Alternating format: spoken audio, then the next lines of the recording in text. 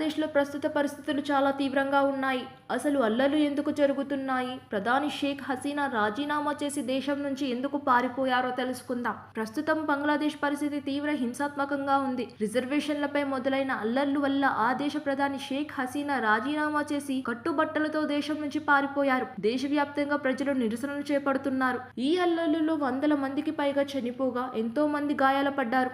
గత నెల శాంతియుతంగా మొదలైన నిరసనలు అల్లర్లుగా మారాయి. సివిల్ సర్వీసెస్ ఉద్యోగాల్లో కోటా రద్దు చేయాలని డిమాండ్ చేస్తూ విద్యార్థులు నిరసన చేశారు.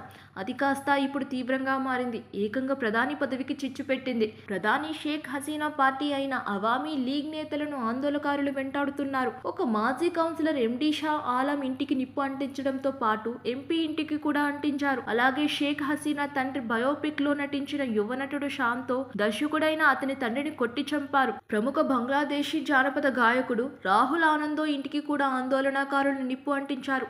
వెంటనే రాహుల్ కుటుంబ సభ్యులతో అక్కడి నుంచి పారిపోయి తప్పించుకున్నారు.